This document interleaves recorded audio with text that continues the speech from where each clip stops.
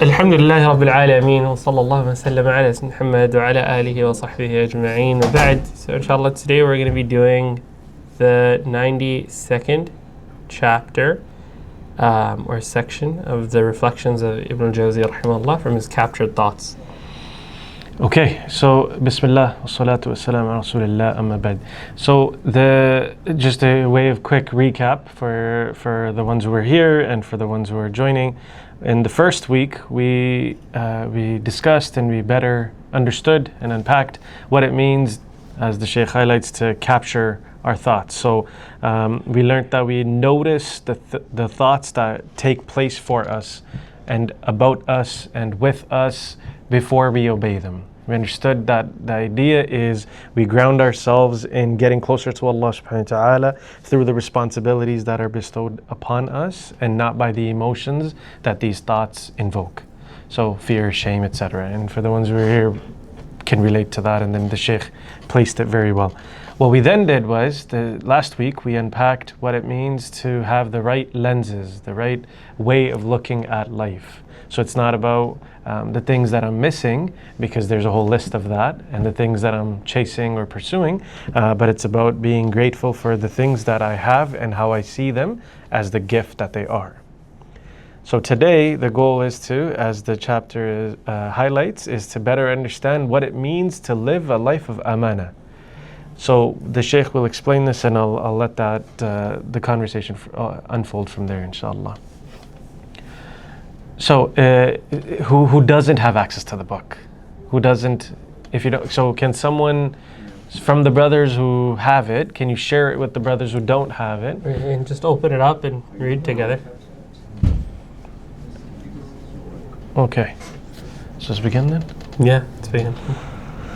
Okay. So we're on chapter 92. This is page 356. Do you want someone can? That way you have it as well, bro. Inshallah. Yeah, there you go. Okay.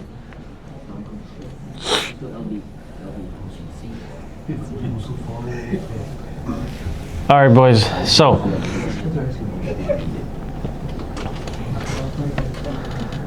discipline of the self. Are we all ready? We ready to go? Everyone's good? Discipline of the self by wisdom and resolute. Overcoming the desires of the self is one of the amazing matters, for it needs a unique method. Some people allow their self to indulge in all that it wants, so it makes them fall into what they dislike.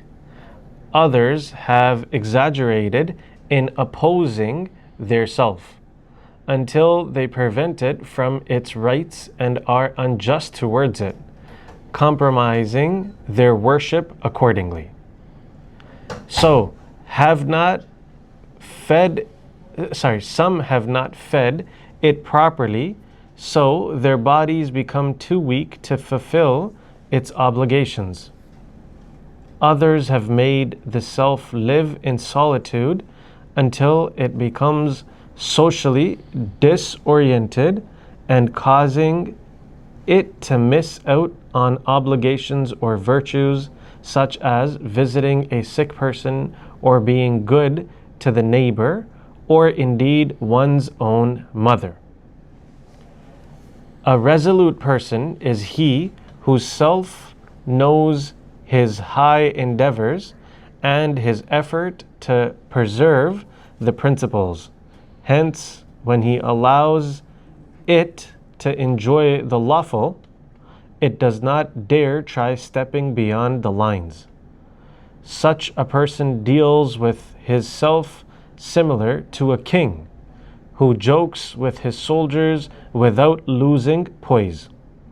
This is also the case for the righteous, who gives themselves its rights and enable them perform necessary duties.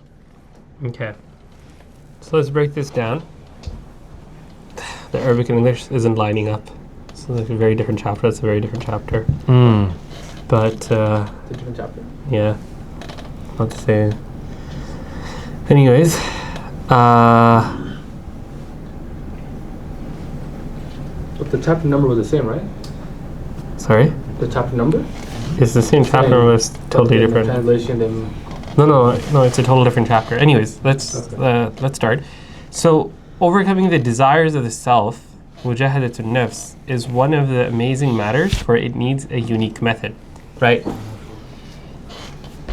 I think we can all relate to this. The biggest thing that you can conquer is yourself.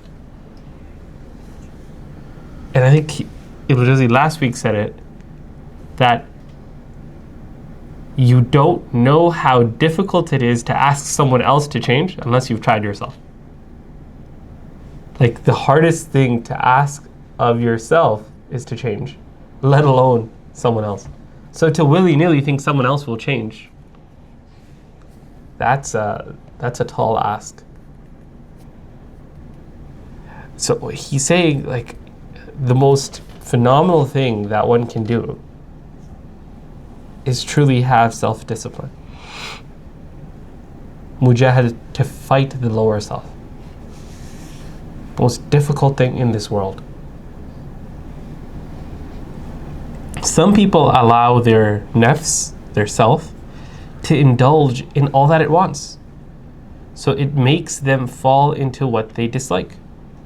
So that doesn't make much sense. What does that even mean? Why don't you guys tell me? Think about it. What does that mean? Boys, let's bring it back in. What's happening? What do you guys think? What's he trying to say here? Yeah. I'm saying, like, the first sentence, like, some people allow themselves to indulge in what they want, so it makes them fall into what they dislike. So, like, for example, there's a sin, right? And obviously they'll desire it, even though it's prohibited. So I feel like they'll indulge in that sin so much to the point where they'll end up disobeying Allah to the point, you know, they'll have a self-realization of, like, I don't want to end this. Okay, so in this way, like, you pursue a sin, right? And then it does something to you. What did you guys discuss here? One thing that I wanted to say, where it says others have exaggerated in opposing their self, it seems like the self is supposed to be pure, and so if you oppose it, that's when you are preventing it from its rights. Okay, so that's the other side. The flip side is where you prevent it from even its basic rights. But we're still talking about the first side, which is, what does it mean to pursue what you love until you fall into what you hate?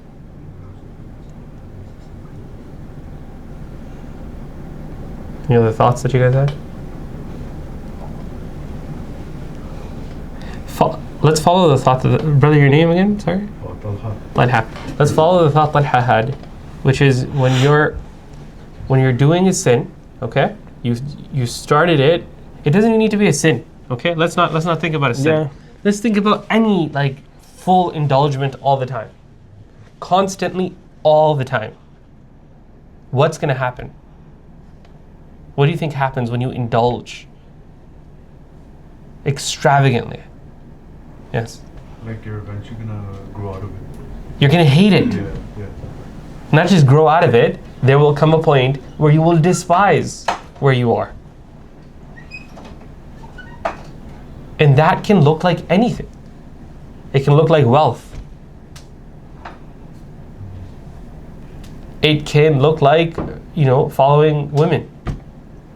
It can look like food. It can look like anything. If you're think about it. If you always get the food that you always love constantly, there's no enjoyment left in it, right? It's only enjoyable when you spread it out, when you're not having it all the time. If you're having it all the time, it'll, say for instance, you have the dish you love the most every day. Right? The brothers here know, I really like going to this place that has hand-pulled noodles, okay? If I had those every day, there could potentially come a point where I actually hate them, right? If I just had that every day. So to build this point, just so that it's categorically clear for all of us, what the Shaykh is highlighting and what's being hopefully understood for all of us is, men deal with the self in three categories. The category that's being spoken of right now is the category that we would call unleashed. There's nothing that governs it. So it doesn't have to be haram per se, right? It could be, I am angry, I speak. I am tired, I stop. There's no internal focus point that drives my actions. It's just impulse based, right? You have an impulse, you do it, right? So other examples, I am lonely, I go numb. These are real practical, and for everyone who's been here before, you know that we talk about things that are real to our lives right now, today, not in the past or in some sort of present, future, utopian reality, right now, what young men are going through.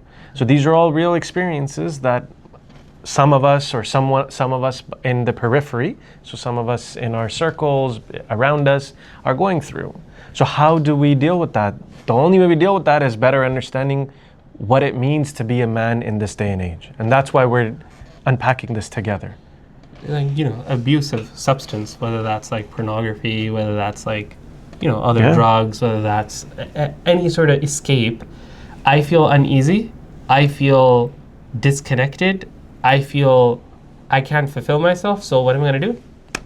Go find numbing. Go find a quick escape, right? So the expansion of this escape then is, if I feel tempted, I follow.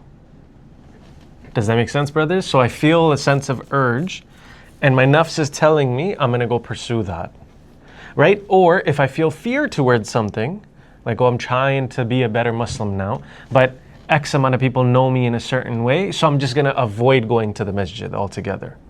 That way it's easier. I don't have to deal with this new reality that might unfold. Right? This is all in that unleashed reality because it has no governance. So to continue then, actually maybe this is a good question to ask based on what the first paragraph here that we're looking at. What then is the second category? If the first one is the one where we just unleash, we let go, what then is the opposite of that? Holding back. Holding back, okay, but expand that. So as a category, what would that be for the self? For the man, the Muslim man today? What would you call it? Yeah, what would we call that? So holding back, sure, but what's that doing to you as the being? Sure. It would be like, I'm not sure what the name of the companion was, radiallahu anhu, but he was, after he got married, he wasn't spending enough time with his wife, and his wife complained because he was doing ibadah instead. That could be an example, or like the monks. Yeah. They deprive themselves of pleasure and all of that just so they can, achieve some level of spirituality. Yeah. Good. So the first off the bat, it's leaving the sunnah of the Prophet ﷺ. And the Prophet ﷺ said, I verily, I marry, I break fast, I sleep at night. Whoever leaves my sunnah is not from amongst us.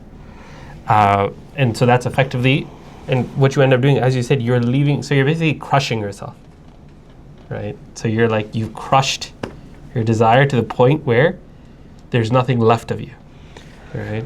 And these are the examples here the Shaykh then gives of the opposite extreme. So one is untethered, unleashed, okay? And the other is absolutely crushed. So he says, فَإِنَّ أَقْوَامٍ أَطْلَقُوهَا فِيمَا تُحِبُّ فَأَوْقَعَتْهُمْ فِيمَا كَرِهُ. Right? So they fall into what they dislike. Well, then the other side, وَإِنَّ أَقْوَامٍ بَالَغُوا فِي خِلَافِهَا. There's a people that have gone to extremes in opposing themselves. حَتَّى مَنَعُوهَا حَقَّهَا. To the point that they're not giving it its due rights. Like the very right of their self is not given. The Prophet ﷺ said, وَلِنَفْسِكَ عَلِيكَ حَقٍّ. Yourself has a right over you. Your wife has a right over you. Yourself has a right over you.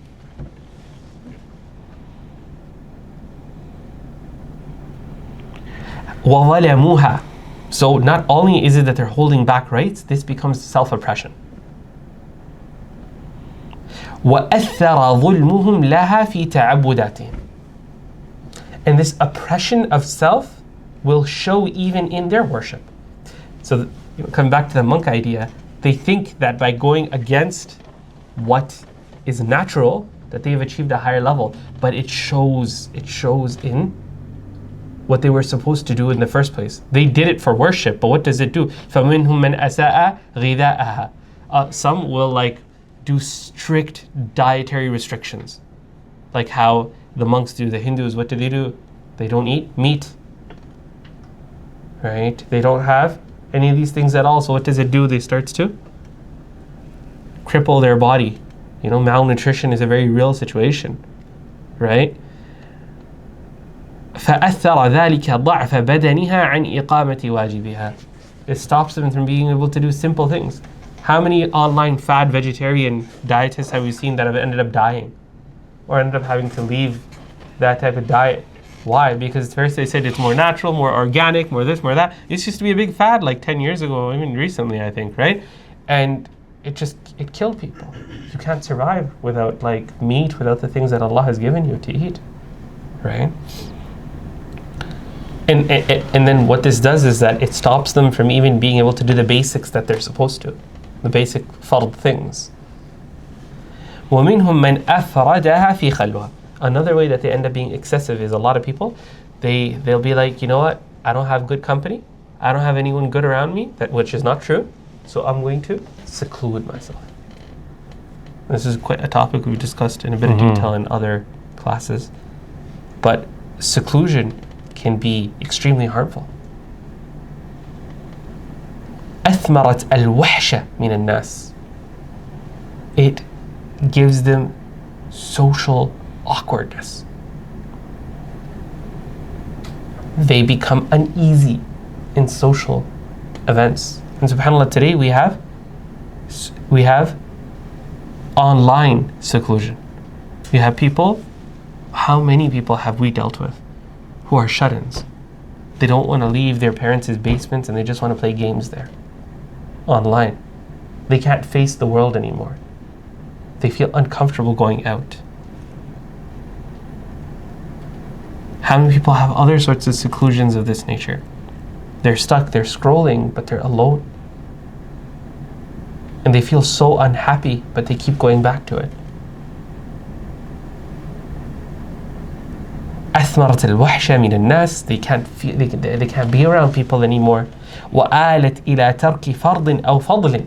And this makes them leave even fard things, like going to jama'ah, praying in jama'ah, say for instance, or even a virtue, such as visiting the sick. They don't have it in them anymore. They'd rather be alone.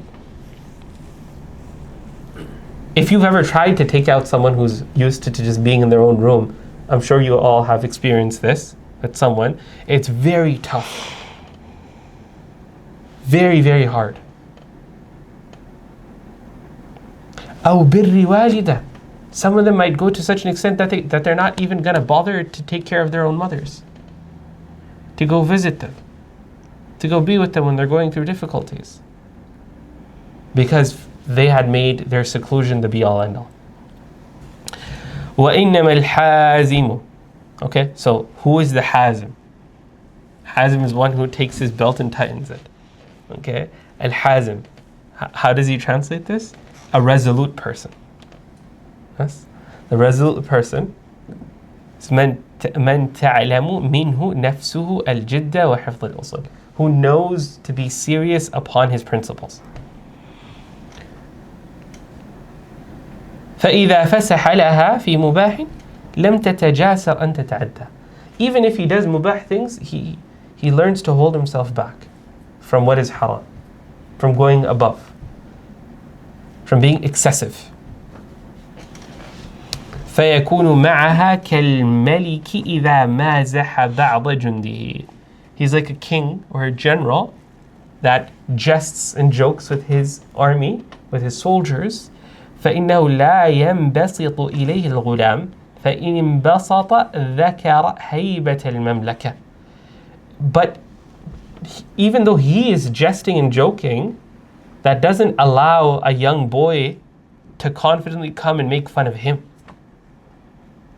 That distance still remains, because the child will remember his status. فَكَذَلِكَ الْمُحَقِّقِ. Such as a person who has a strong hold over himself, Okay. يعطيها حظها ويستوفي منها ما عليها. He gives it its rights, but also enables it to perform its necessary duties and also relax. It's a very hard line, man. Like, you know, I wish this was easy. So so just to make sure that that's being encapsulated correctly around the three selves that we're identifying today of what the man goes through. We talked about the unleashed. We talked about the one that's crushed, right? That idea hopefully is clear. The crushed one is the one where you feel like discipline, you know, like discipline, bro. That's how they say it, just discipline. That discipline without any sort of a governing model. It's just running wild. Look at these like Andrew Tates, these red pill fellas online. What do they do? This one, this one. Look at how far off and bizarre and weird these people are. They're unhinged. So then the third category being the governed category. This is the one where we live to what Allah subhanahu wa ta'ala has given us. And that is Amanah. That is the trust. That is showing up in the spaces and places that Allah subhanahu wa ta'ala has placed upon us in the way that Allah subhanahu wa ta'ala wants from us. And that can't happen without us applying and seeking, first and foremost, seeking constantly from Allah subhanahu wa ta'ala, and then applying. Once we seek it, the application of that falls on us, and that is hikmah, wisdom. So knowing, like the example that the Shaykh gives, that king who knows when to when to laugh, when to play, when to smile, when to engage his soldiers in a way that leaves both him and the recipients of that joke fulfilled. Yeah, subhanAllah. That's why, I mean, like, I love how the first line that he always opens with is kind of like how you can end with as well. So you can go back to his first statement of this reflection that he had, which is أعجب الأشياء مجاهدة النفس. So he says the most strangest and bizarre of things is to have discipline. It's a rare thing. It's a gem. It's not easy to come by, because لأنها تحتاج إلى صناعة عجيبة. It requires a certain type of makeup, a certain type of building and manufacturing of self, which is very, very rare. So this path that the Shaykh is highlighting, this is, as we've discussed, not one of self-hatred or self-indulgence. Right? It's not one of self-hatred or self-indulgence. It's one where we allow ourselves to see ourselves as leadership over the self. Does that make sense, brothers? We can't lead ourselves, the self that Allah subhanahu wa ta'ala has given us, that's a trust from Allah, and we'll go back to Allah. We can't lead that unless we understand what the difficulties that are embedded in this path. So to make sure that this is landing other than just us talking about it and having a few back and forth, I've come with a couple of questions. And I want us to work through them, inshallah, and hopefully really be able to take away what we're discussing today. So the first question collectively, and we can do this and maybe spend a couple of minutes on each. The first one is, where do men usually fall out of balance? So out of the three categories that we've talked about, we can think about it in those categories. Where do we usually fall out of balance in this day and age? So what can we think? Let's think about it from a practical standpoint. What are some examples of where brothers fall out of balance? Yes, Sin. I think like extreme focus on like career, where they're like, oh, I cannot do anything, I cannot settle down, I cannot get married, because this is my priority, this is my thing. Whereas technically you can balance out, but they haven't even thought about that. So they go into one extreme. Yeah. And that extreme would be what category? What's it called? The unleashed, sorry. Unleashed? The other one, I think, right? Which one? Crushed. Crushed, yeah. Crushed, right. Crushed, like, yeah, so like say for instance, yeah, you're right. Yeah. You want to repeat it.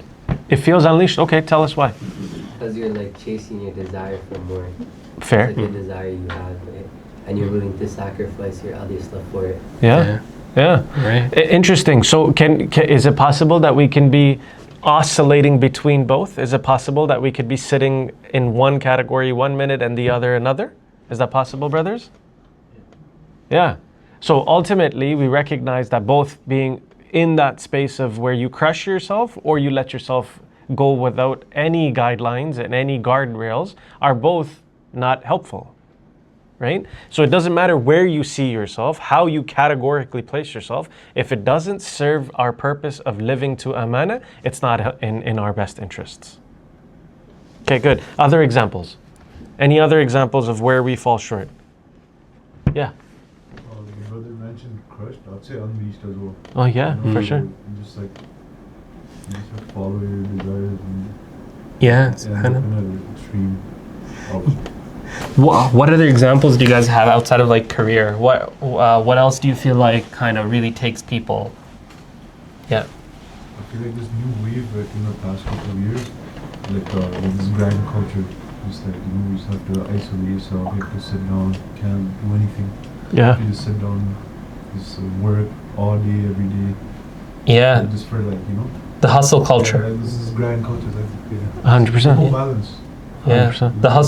The hustle culture where, the only thing in life is to just constantly be working, and that's where you'll find value, right? Work hard, play hard. Yeah. Is that what it is? Right. Yeah, again, what's that? Like that's basically that's wealth, Yeah. right? That like the idolization of wealth. The only idol of the world that's left today is material, right? And it's the greatest idol. I would say that's also like reputation. Reputation. Yeah. Right? Nowadays, I see like, I don't know if anyone else noticed, but like on LinkedIn, everybody's going crazy, like trying to post like new statuses, new jobs and everything. You feel like you're always behind. Yeah. So it's like this general trend where you have to have some sort of valuable and respectable position. Yeah. 100%. No, you're right. I mean, I think the online joke is like, if you're like a janitor, you're gonna say, I'm the executive, manager of hygiene, or something like that. You're like, what do you really do? I just mop the floors. You get what I'm trying to say? Like that. Like this whole idea of like barbers do that all the time. They're like, I'm a barberologist. I'm a barberologist. All these barbers put in their bio, Dr. Fader. Dr. Fader. Yeah, you seen that, right? It's crazy. And I'm saying that, and I'm a barber too. Subhanallah. So this point warrants just a quick psychological note. So most of why this ends up happening is because society around us is promoting and constantly feeding, like the LinkedIn example or the doctor status in whichever form it may be, a truth where we have to do harsh self-talk. Harsh self-talk leads to what? Isolation. And the Shaykh talked about that.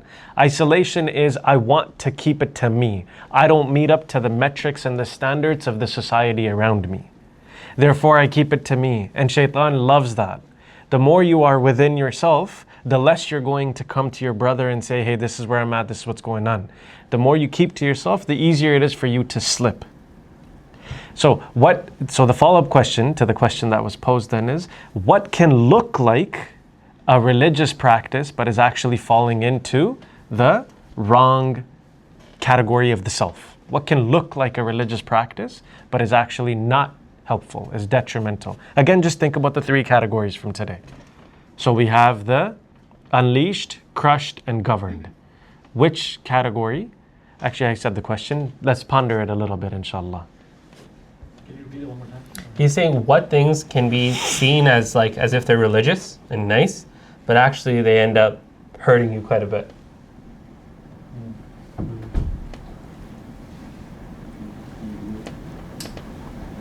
Yeah, go ahead. No, I want other brothers. Someone else. I need other brothers. We'll hold the thought, bro. Maybe like staying up late every night, went to pray or something, but then it ends up harming your routine, your waking up and everything. Okay. Especially in like Canadian summers where you barely have any sleep hours, right? To stay up the night to pray, but then sacrifice your health, right? That might look like it's really good for you, but then you're going to crash. And what happens? We all know what crashing looks like. You go all the way back to the other extreme. So you end up going like the pendulum, of the clock, or you go all the way here and you go all the way here. So you have to find that balance, that constant effort that you keep trying to do a little bit and you keep going, right? That's actually a really good one. It's good. Inshallah hasana. Beautiful, and that's the crushed self, right? Just so that the brothers are clear. And again, we've highlighted that it doesn't necessarily matter which of the two you lie in. If you find yourself, or the ones around you, being in the unleashed or the crushed, at the end of the day, if it doesn't support you in being balanced, in being governed, and living to the amanah that Allah subhanahu wa ta'ala has given us, it's not in our favor. So it's actually unhealthy, right? Even if we're saying prayer, excessive prayer, or however you want to categorize it. Okay, good. So let's go to the next question. So the next group activity, and this one is the nafs negotiation. So the question is, what does your nafs usually say when it wants to escape amanah? So what does your nafs usually say to you when it wants to escape the trust that you have to live to? The amanah that has been bestowed upon you and I. What does it usually tell you? So take a minute. So examples would be things like, I'll do it later. I deserve this. That's a big one. You hear that a lot. I deserve that life. Me, myself, and I. Right? Individualism, right? At its best. I'm too tired. That's another big one, right? I'm too tired to pray. I'm going to combine my prayers. I don't know how many brothers, may Allah protect us all. I'm going to combine all my prayers, Fajr till Isha. When I get home, I'm going to bang them all out before I sleep. Or I'm going to do Maghrib, Isha, I'll stick together because man, I can't stay up till Isha, it's too much, And then this one I already gave before, I'm not ready. I'm not ready to level up just yet, to be that Muslim. I know I can do it, but I'm not there yet, right? I'm not that serious. Oh, this one's big. We hear this one often. Yeah. I'm just not that serious. I like reading and I like being around having good brothers, but I like the vibes, but like my halal haram ratio, bro, that ain't fitting, It's not gonna work, Or just one more time. I just need to go and do that haram thing with her, with him, that, whatever it is, however it is. Just one more time. You keep justifying it. One more time. Yeah, I'll go see them to make sure things are good, and then I already messed up, so what's the point? I already messed up, so what's the point of trying, right? And you fill in the dot, messed up, ... What's the point of trying, right? No one appreciates me anyway. Oh, this one's a big one. I'm not even going to touch this. Just understand appreciation is not the way present day society has constructed. Appreciation is not something... It's not hearts on Instagram. Yeah. It's not like comments and followers. That's not appreciation. Yeah. There's a lot around that. Perhaps we'll circle back to unpacking that, inshallah. Okay. I need to feel better first. This is another one. I need to get to an outcome before I can pursue something noteworthy. Okay, so these are just some examples of excuses that we give ourselves. So the question then is, what is the amanah response? So what is the amanah response to real moments like this, when these are thoughts that happen for all of us? When these thoughts happen or these feelings take place, what's the amanah response? So what do we think? Just a couple of ideas. Yes, Bismillah, shoot them out. I think to recognize that there's nothing worthy of worship. Yes. Except Allah, to always try to remember that. Yeah. That kind of brings you back. 100%. 100%. Beautiful. So bring it back to what anchors each and every one of us. La ilaha illallah. Beautiful answer, bro. That actually encapsulates the whole truth, right? When we say that Allah subhanahu wa ta'ala first and foremost, when we say that Allah subhanahu wa ta'ala is the one who is truly worthy of worship, that means everything else, my nafs, all these excuses that we're running and thinking and reprogramming within ourselves, none of it holds true. Because who made us that trust? Who gave us that trust? Allah subhanahu wa ta'ala. Anything to add to that? No, I think we can wrap up and open up to just general conversation, inshallah. Okay, so on this point then, the final kind of reflection would be to recognize that we're not here to negotiate with our nafs. The idea is not that we need to sit here and constantly battle with our nafs to justify the truth of the matter. When we know that it's time to pray, every other excuse basically falls by the wayside. Does that make sense?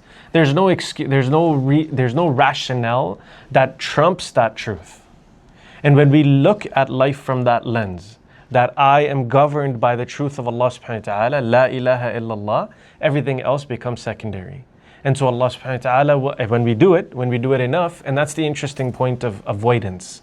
When we say, hey, you know what, I'm going to avoid that thing, as was the example was given, yeah, I may feel like we've avoided the experience, the pain, or whatever it is that we're looking to avoid.